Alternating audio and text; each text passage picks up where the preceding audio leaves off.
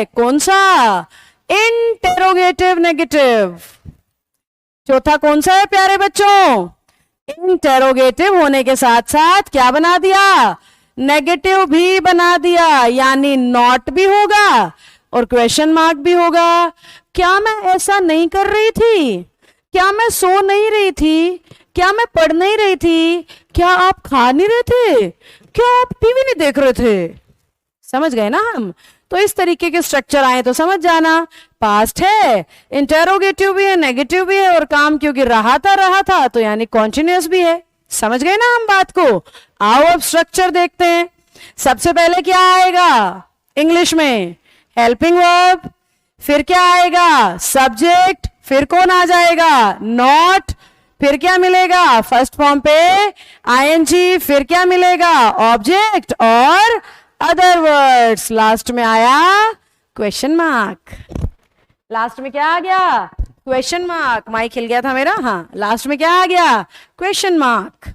अगर वो WH से बना है तो WH आएगा, हेल्पिंग वर्ब आएगा, फिर सब्जेक्ट और फिर नॉट। अब तो हम ये बात कितने अच्छे से सीख चुके हैं ना प्यारे प्यारे बच्चों, कि नॉट WH के केस में 4th नंबर पे चला जाता है।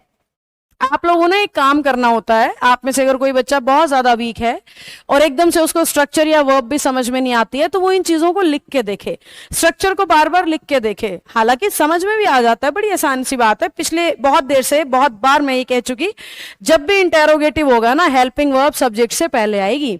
जब भी इंटेरोगेटिव होगा ना बेटा, हेल्पिंग वर्ब सब्जेक्ट से पहले आएगी। बेटा जब भी नेगेटिव होगा ना, नॉट तीसरे नंबर पे आएगा, WH के केस में चौथे नंबर पे आ जाएगा। और बिल्कुल उसके साथ आपने क्या जोड़ देना है? ING। कैसे? मैंने कहा उसी सेंटेंस को आगे आगे बढ़ा रही हूं बेटा। क्या मैं खा नहीं रही थी? क्या मैं खा नहीं रही थी? तो मैं के लिए आए के लिए क्या लगेगा? Was I. नहीं, नॉट। WH नहीं है ना, तो नॉट तीसरे नंबर पे, was I not eating. First form पे ING। समझे मेरे नन्हे मुन्ने बच्चों? डर मत जाना, घबराना मत, आ जाएंगी चीजें, बस सुनते रहना ध्यान से, ठीक है? कहीं कुछ कम भी समझ में आए तो बैक करके सुन लेना, स्लो करके सुन लेना, 2 बार 3 बार सुन लेना, पर आएगा पक्का समझ में। ये मत सोचना अरे मैं तो बड़ा स्लो हूं मैम इंग्लिश में, मुझसे नहीं हो पाएगा।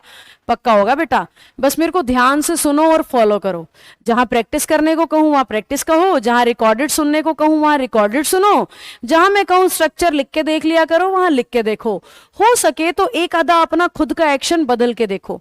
अपनी खुद की कोई लाइन मुंह से हिंदी में निकले और प्रेजेंट या पास्ट की निकले तो उसको कन्वर्ट करने की कोशिश करो कि कैसे कन्वर्ट होगी। ऐसे ही तो आएगी जब डेली लाइफ में अप्लाई करोगे। सुबह दोपहर शाम को इतनी हिंदी बोलते हो ना, तो उसमें से किसी किसी सेंटेंस को पहचानना शुरू करो कि ये मैंने प्रेजेंट में बोला तो कौन सा बोला, ये मैंने पास्ट में बोला तो कौन से वाला टेंस बोला, और टेंस अगर पास्ट कॉन्टिन्यूअस था तो उसमें कौन से वाला स्ट्रक्चर बोला, मैंने अफर्मेटिव बोला कि मैंने नेगेटिव बोला कि मैंने इंटेरोगेटिव बोला।